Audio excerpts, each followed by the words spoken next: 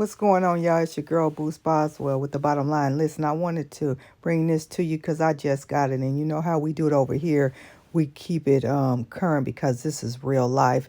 And we use these opportunities to push forward. And so we can reach a happier, healthier life. Karma is real for those that don't believe it. It's been over 2 decades. Those of us that grew up in the 80s and the 90s know too well about Jam Master Jay and what he brought to the rap community.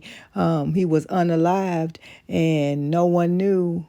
Fast forward, over 2 decades later, karma returned. And of course, it's always those that's closest to you.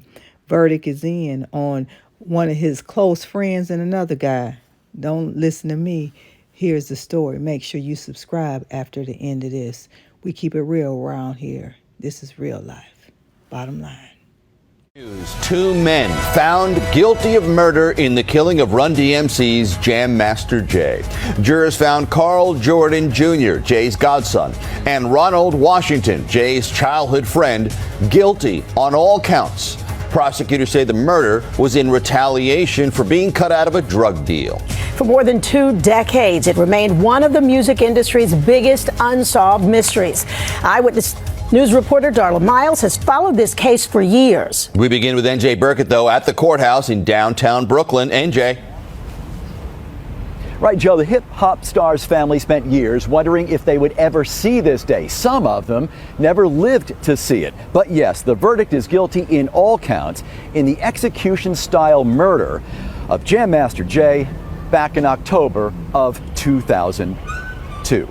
His name is Jason Mizell, the hip-hop pioneer who joined Run DMC to bring rap and hip-hop into the mainstream back in the 1980s. But years later, his fame was fading, and the money was running out, so he turned to cocaine trafficking, according to prosecutors. His 2 friends, Carl Jordan and Ronald Washington, were charged with murdering Mizell after they learned that they were about to be cut out of a $200,000 drug deal. There was no forensic evidence and no surveillance video at the crime scene where Mizell was gunned down in his own recording studio in Queens. The jury heard from 2 people who were there and identified both men. But defense attorneys insisted that the testimony was too old and unreliable to be believed, and the motive, they insisted, was weak. But the jury here clearly disagreed. The deliberations were over in a matter of hours. Both men guilty on the murder counts against them. A cousin of Jason Mizell spoke with reporters here just a short time ago. Jason was an amazing, talent. He loved everybody. He could never say no.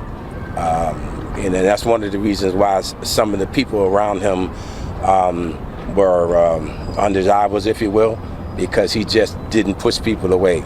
And he loved everybody, and he just couldn't say no. And I think that this contributed to this where we're at today.